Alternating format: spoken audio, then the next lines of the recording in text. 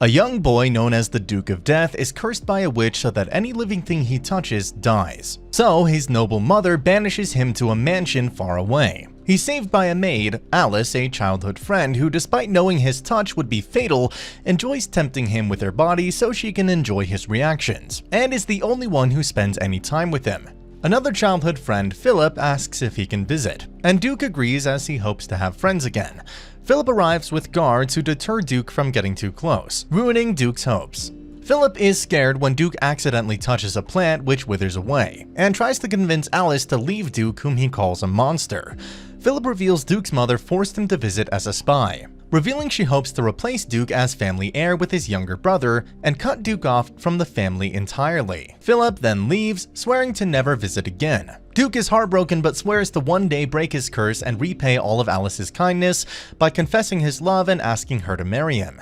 Rob, Duke's elderly butler, returns to work, but Duke worries as Rob has bad eyesight and is constantly in danger of bumping into Duke. Duke begins focusing on his piano, hoping to one day make a living writing songs. He plays Alice a song he wrote for her, and Alice almost kisses him after he falls asleep. Duke is abruptly visited by his sister Viola, who has an annoying girl personality. Viola instantly sees Duke is smitten with Alice and teases him. She surprisingly tells Duke to break his curse quickly so he can come home. She then bumps into Rob accidentally, revealing she has a crush on him. A cat wanders into the mansion, putting Duke on edge as he can't predict if the cat will try to touch him. Rob finds a confusing note in its collar asking for forgiveness, leading Duke to believe the cat was abandoned.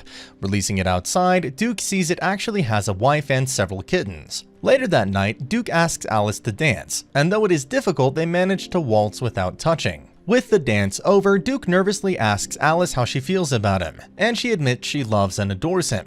Alice asks Duke to a festival in town, with Duke in a costume heavy enough he won't pose a danger. A masked woman named Aleth recognizes Alice as Sharon Lendrot's daughter. Duke helps a lost child feel better by playing a piano, his skill causing the crowd to dance. After seeing a novelty mask of his face, Duke realizes rumors about his curse are spreading.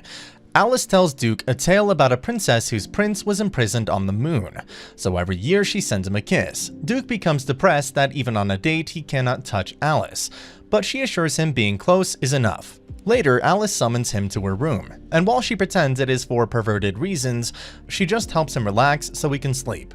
Duke invites her on a boat to watch a meteor shower, but when she falls in, he is unable to catch her. Alice demands a kiss, even if it kills her, but when he refuses, she reveals it was a trick so she could tip him in the water as well. They miss the meteors, and Duke is upset he couldn't tell Alice he loves her like he planned. Alice doesn't mind and tells him to try again at the next meteor shower in 10 years. Duke worries when Alice stops teasing him, but is relieved to discover she just has a cold. After she recovers, Alice asks Duke to spend the day in the snow, and gives him a scarf she knitted. Returning inside, Alice notices she dropped an earring that belonged to her mother. Duke sneaks outside to locate it, but passes out in the cold. A nearby bat transforms into a girl and helps him recover. When she discovers he is a noble helping a maid, she decides he has potential, uses magic to find the earring, and introduces herself as Cuff, a witch. Duke invites her inside, where Alice is happy he found her earring. Cuff explains that she distrusts humans, as witch hunters killed her parents, and being half human, witches avoid her, so she never learned about curses. She reveals her friend might know something, but when Duke suggests she seemed to really like her friend based on how much she trusts him, she jumps out a window and vanishes. Alice reminisces about one of the last times Duke was able to touch her, defending her from bullies, and he claimed snow makes her look like a snow fairy. Viola visits and declares Alice must learn how to make a cute face. Unfortunately, Alice is already a master of appearing cute towards Duke, whereas Viola embarrasses herself making a cute face at Rob. Viola insists on helping Alice cook, but keeps getting distracted by Rob. She admits to being jealous Duke has people to support him through his curse, and reminds him to find a cure before their younger brother becomes heir. Duke takes Alice ice skating and meets a white crow that transforms into a human named Zane, a magic user and Cuff's friend. They decide to take part in ice skating, where Duke becomes jealous of Cuff and Zane that they can have physical contact, whereas Zane is jealous Duke and Alice can be honest about their feelings. Cuff decides to take Duke to the next Witch's Sabbath, where Duke might locate the witch that cursed him. Viola decides to stay the night in Alice's room, where they discuss love and Viola's desire for an older sister, since her mother tends to ignore her. Alice advises Duke to pay more attention to his sister in the future. Duke realizes that his conservatory is overgrown. Using his curse, he kills the unnecessary plants, then despite them being dead, braids the flowers into a crown for Alice. A cat steals Alice's gown while she showers, forcing her to wear Duke's coat and allowing ample opportunities to tease him. They found the gown ruined, which upsets Alice as it was the one Duke liked. Cuff and Zane take Duke and Alice to the Sabbath disguised as witches. Duke is surprised when the Sabbath turns out to be an administrative meeting lasting only 5 minutes. Deleth, the Sabbath leader, confronts Alice and Duke, revealing she only met Alice's mother once and had also met Duke as a child. She also reveals the witch who cursed Duke is dead, but she had been a genius magic user, so Duke's curse probably can never be removed. She then burns their disguises, forcing them to flee. Duke wonders why Zane and Cuff helped them, so Cuff explains about his potential and promises their next visit will be as friends. Despite the bad news about his curse, Duke is determined to find a cure. Alice buys a witch's pot to brew a potion that supposedly removes curses, but it doesn't work. Alice has Duke perform a song, which if played perfectly can cure curses. Duke begins playing and is visited by the ghost of the songwriter who distracts Duke by trying to molest Alice, but Alice foils him. Duke finishes the song, but the only curse lifted is the ghost, who moves on, having heard his song played perfectly. Duke learns about the suspension bridge effect from Viola, and decides to scare Alice. But Duke becomes terrified instead when he nearly curses a flower Rob had been cultivating for 50 years. Rob is actually grateful as jewelry belonging to Duke's grandmother, stolen by a maid decades ago, was hidden in the flower pot and can now be returned. Duke and Alice wake up in a fantasy land having been put in a magical sleep by a book on curing curses. They spend all night trying to catch a white rabbit for a girl in a blue dress, and decide to end the dream with a kiss, but Duke wakes up in his own way, liberally before they can.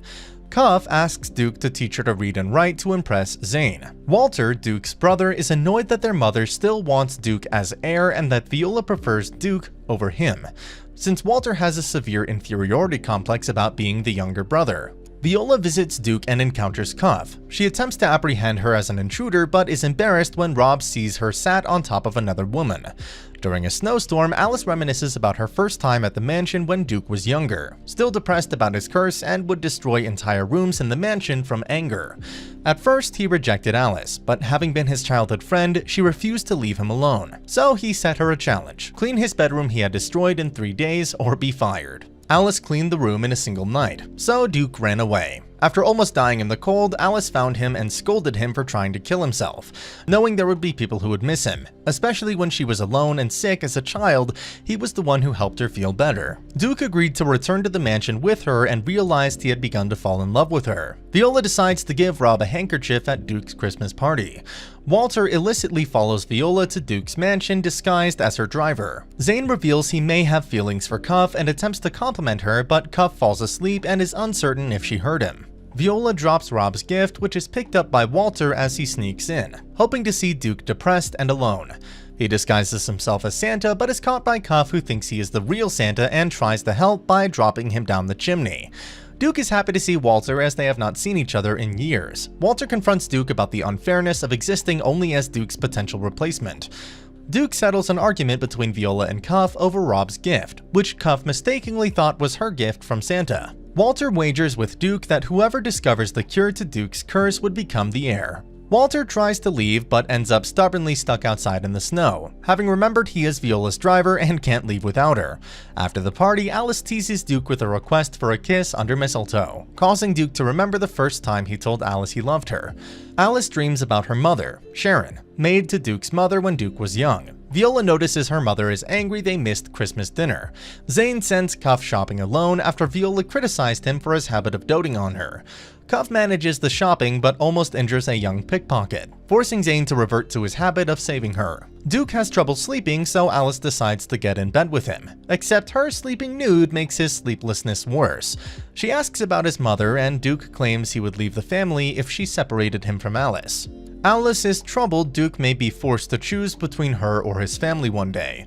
Rob remembers being ordered to raise Duke away from the family, becoming a surrogate father, but blamed himself for Duke's isolation and depression, until he brought in Alice, someone close to Duke's age who has become precious to him. Duke asks Alice to sing while he plays the owl and the pussycat on the piano, though they both end up embarrassed. Alice returns to her room, disappointed that despite Duke's confidence, they will likely be parted when the curse is broken. Viola searches the family mansion for clues and finds a servant's logbook. Viola's mother forces her to start wearing dresses to prepare for marriage. Instead, Viola moves in with Duke and reveals the logbook written by Alice's mother, Sharon. Deleth spies on this and gives Zane a message. Alice discovers from the logbook 2 witches visited the mansion around when Duke was cursed, Deleth and another. Zane passes on the message that Duke should stay away from all witches, but Zane has no intention of obeying. Alice later overhears Duke telling Zane how much he loves her. Zane steals the logbook, intending to burn it after Deleth threatened Cuff. But when Duke catches him, he feels guilty and returns the logbook, warning Duke it contains something secret about Deleth. Duke tells him to burn it for Cuff's safety, so instead, Zane disintegrates it, telling Duke that Deleth is watching. But once she stops, he can use his secret magic to restore the logbook from the single remaining piece. Deleth is satisfied the logbook is gone and ceases spying, but privately reveals she has Sharon's body in a coffin, though it is not revealed if she is dead or asleep. Duke is surprised to receive a letter from his mother, summoning him to the main house for the first time in years. Duke sees his mother, but she sends him to bed so they can talk in the morning. Duke is surprised when Viola claims Gerbera was actually in a good mood. Gerbera mistakes Alice for Sharon, whom she was good friends with, and becomes unexpectedly emotional. Viola takes Duke to the garden where the witch cursed him to love no one, be loved by no one, and live a life of misery. Viola tells Duke she and Walter are jealous of Duke since at last he lives away from their mother. At dinner, Gerbera explains that with their father terminally ill, they must decide on the family heir, and gives Duke until spring to break his curse or Walter will become heir. Duke gives an impassioned speech about his love for Alice, but when Gerbera refuses to let him marry a maid, he accuses her of treating her children like possessions before storming out. Privately, Gerbera is proud Duke was able to stand up to her. Duke returns home with Alice and tells her what he said to Gerbera, but he still wants to marry her no matter what. Alice waits for Duke to fall asleep before saying that she loves him too. And that's the end of the video. As always, if you liked what you saw, subscribe to the channel. I'll be uploading a lot of videos just like this, so I'll see you at the next one.